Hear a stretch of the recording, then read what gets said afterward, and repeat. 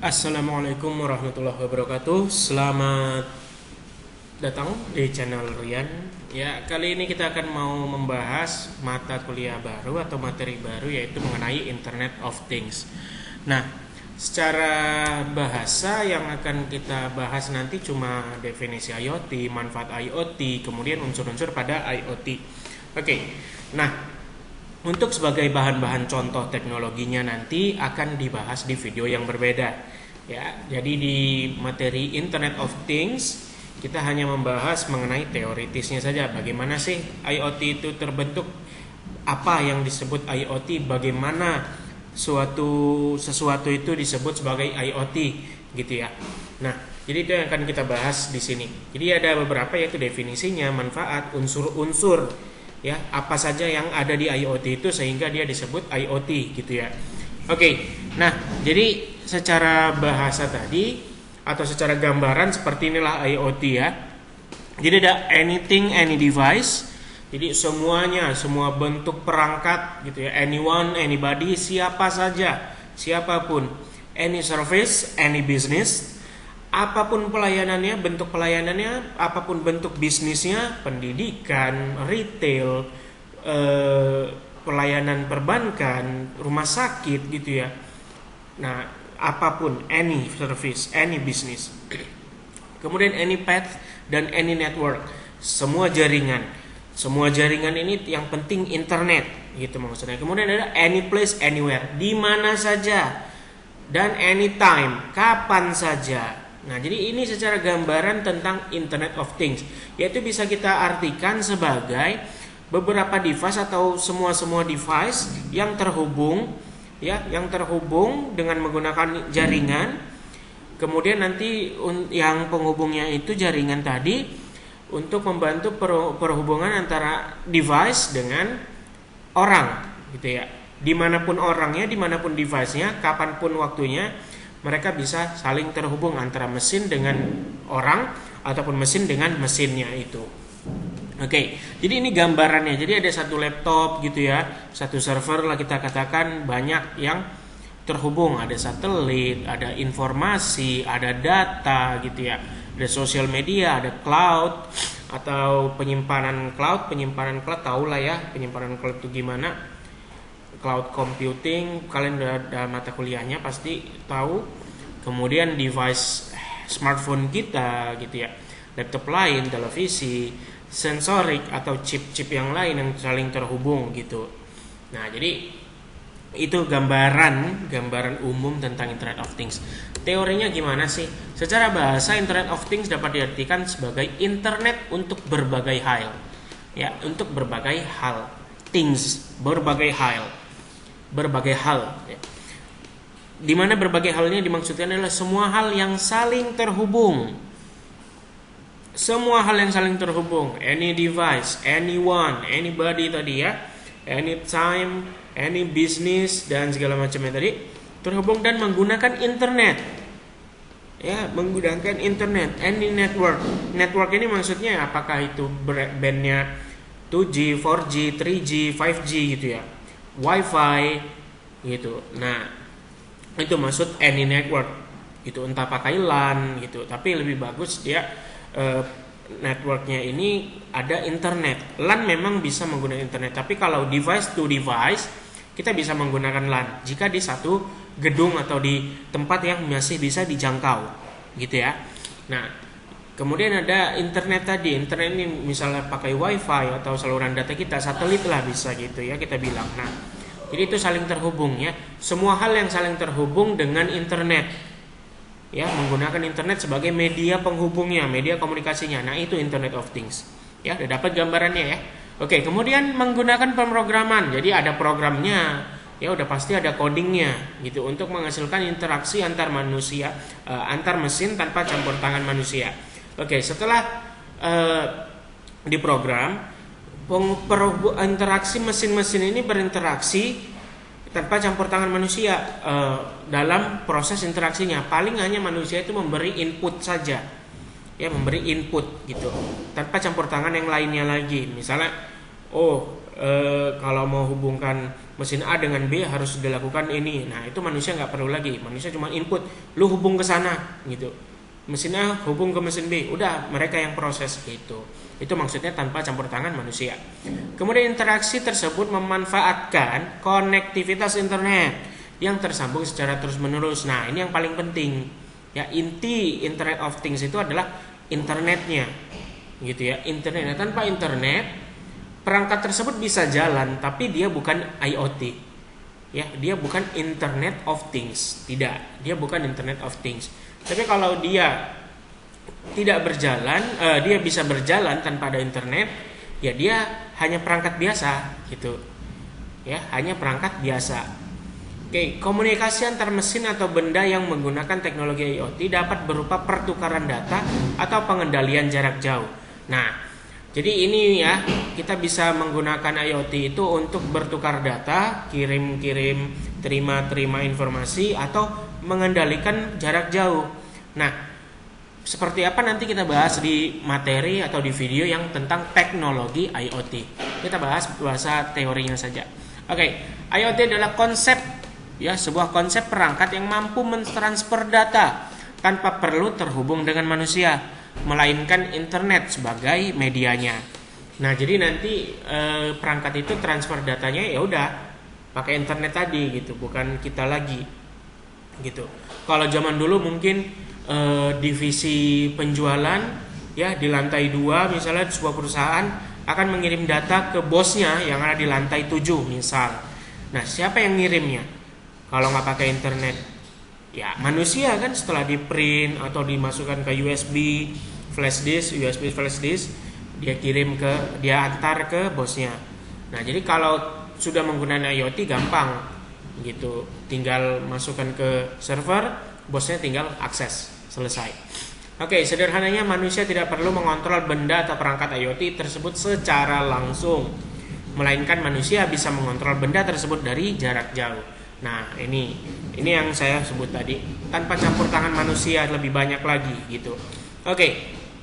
Nah, intinya IoT itu adalah semua perangkat yang saling terhubung melalui jaringan internet dan saling bertukar data untuk tujuan tertentu. Nah, itu inti dari IoT. Kalau nggak paham, ulangin lagi penjelasannya. Oke, kita masuk manfaatnya. Apa sih IoT? Kenapa harus ada IoT itu sih? Nah, sudah pasti IoT itu memudahkan kita ya, proses konektivitas antar manusia memudahkan proses konektivitas antar mesin atau perangkat agar berjalan lebih cepat. Ya, kemudian ada meningkatkan efisiensi kerja, di mana semakin banyak proses dibantu oleh perangkat yang terkoneksi, maka semakin cepat waktu yang dibutuhkan. Nah, seperti yang tadi ya, divisi penjualan mengirim laporan ke bos, jadi kan lebih cepat kalau ada perangkat yang terhubung. Kemudian meningkatkan efektivitas monitoring yang memudahkan user memantau sesuatu proses. Nah, jadi kalau kita sudah pakai IoT, dimanapun kita bisa mengakses, melihat, mengawasi dimanapun perangkat kita berada. Gitu. Udah dapat lah ya gambarannya, udah dapat pasti.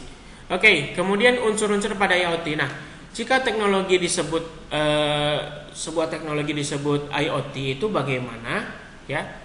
Apa yang disebut IoT itu ya? Nah, di sini kita bisa melihat beberapa. Nah, jadi unsur-unsur pada IoT sehingga dia disebut IoT itu apa saja? Ya. Pertama, dia mempunyai sensor. Sensor merupakan perangkat yang canggih di mana alat ini bisa menangkap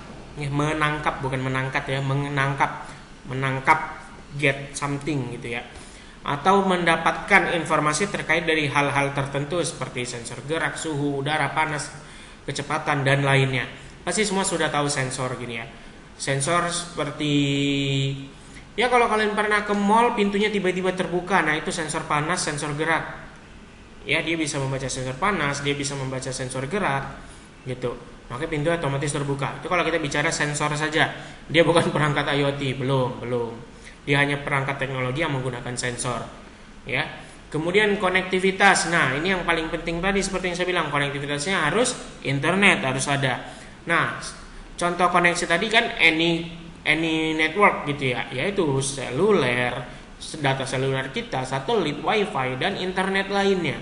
yang penting dia internet, ya.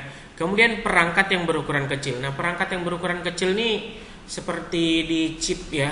Kalau kalian masuk ke microcontroller atau microprocessor mata kuliah itu kalian pelajari ada beberapa perangkat-perangkat kecil ya, seperti ya paling terkenalnya sih Arduino lah, chip Arduino itu. Nah, itu salah satu contohnya. Kemudian sensor tadi juga termasuk perangkat yang berukuran kecil ya. Dan ada, nggak semuanya sih berukuran kecil, ada beberapa yang nanti berukuran besar. Tetapi kalau sebagai kita manusia dia juga bisa dilihat sebagai ukurannya kecil gitu. Kemudian AI ini atau artificial intelligence ini yaitu coding kita, program kita tadi yang kita program ya. Nah, jadi untuk instruksinya untuk sensor tadi menangkap kemudian memproses dan mengirim, nah itu kita bahas di AI ya, kita buat di AI atau artificial intelligence atau di codingnya ya. Oke, implementasinya. Nah, ini ya contoh pertama yang bisa kita bahas ya, kehidupan sehari-hari kita juga sudah sudah kena IoT tanpa kita sadari gitu ya. Contohnya CCTV ya. CCTV di kantor ya, tempat kita kerja misalnya, atau CCTV di kampus kita. Nah, CCTV itu ya dia mengawasi ya. Kalau dia malam hari dia punya sensor panas, bukan sensor panas, sensor inframerah ya, inframerah, sehingga di gelap pun dia bisa melihat ya, bisa nampak gambarannya itu. Kemudian kalau kalian pernah lihat juga, kalau kita sudah punya CCTV dimanapun kita bisa akses menggunakan smartphone kita, benar ya? Ya, kita sudah bisa mengakses smartphone kita untuk melihat CCTV, mengawasi, memonitoring tadi.